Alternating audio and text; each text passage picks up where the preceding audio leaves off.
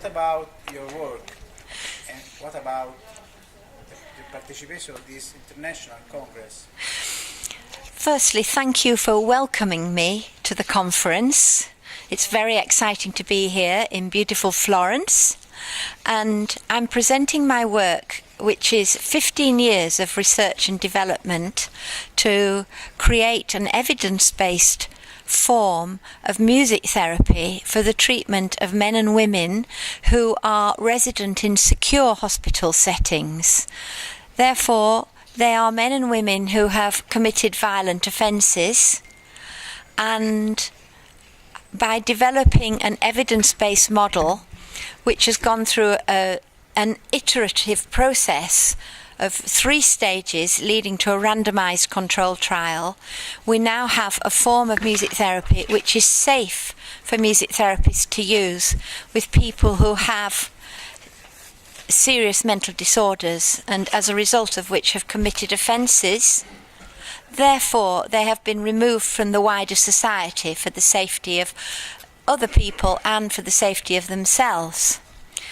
The important thing is that the results show that this intervention, and here is my book, so it's now a manualised form of music therapy to help the music therapists to be safe and to do something which we hope, further to a much larger randomised control trial, may ensure that people who were previously not seen as treatable may be treatable. I say that because music therapy has a good evidence base for people suffering with schizophrenia, but less so for people with comorbid conditions of personality disorder and schizophrenia, and further who have committed a violent act against another person. It is for those people in particular that we need a safe form of treatment which is clinically effective and, within our health and prison services, cost effective.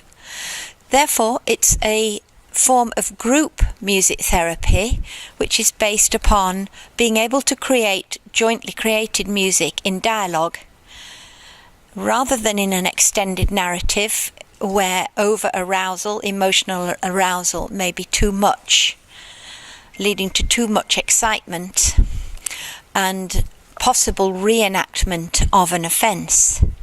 So we can't do just any sort of music therapy with this very vulnerable adult client group. We need to do a form of music therapy which is manualised, and my model, which is now published in this guide, is based around 4 stages. And those stages are mindfulness, leading to emotional recognition, and distress tolerance towards interpersonal effectiveness. The research results are showing that for those who received this group cognitive analytic music therapy intervention, that they actually became more sociable and less withdrawn and less intrusive or possessive of others. And that the greatest treatment effect was with those with what we call negative symptoms, who are considered not to be very easy to treat. So the treatment-resistant patients showed positive change, where in the past they may have been forgotten about, patients who have been in long-stay incarceration. So this has been my work over 15 years, to create this manual so that music therapists can be safe, and so that other people working with people who've committed offences can use music. The final chapter of the book includes some clinical vignettes of how psychotherapists and nurses can actually use music without crossing the boundary into the world of music therapy. So there's guidance for clinicians in the use of music therapy. In the use of music, because music therapy is a Health Professions Council registered profession in the United Kingdom and in many countries. You have to be a musician to be a music therapist, but you don't have to be a musician to be able to safely use pre-recorded music in psychotherapy. But there is a very distinct difference, and a very distinct difference in the effect on the brain. So neuropsychologically, we know that when we create music which is perfectly attuned to the mood of the patient in the room, and yet that the patient can feel it's their music through the skills of the music therapist interacting with them, that other parts of the brain become active, and therefore there's greater potential for growth, psychological growth, and there is very promising results for the sustainability of treatment. And finally, that those in the randomized control study which I conducted, those in that received group cognitive analytic music therapy as additional to their standard care moved on safely from secure hospitals more rapidly than those that did not. So we want it to be eventually integrated into the multidisciplinary treatment pathways in prisons and hospitals.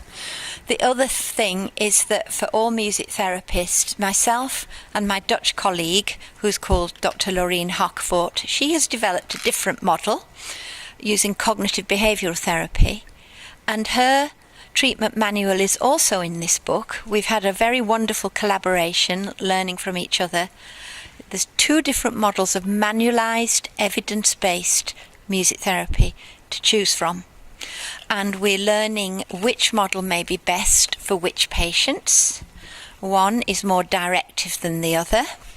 And so the cognitive behavioural model we think is probably better for those at the beginning of their treatment journey, moving to a little bit more fluidity and flexibility in the cognitive analytic music therapy model that I've developed. This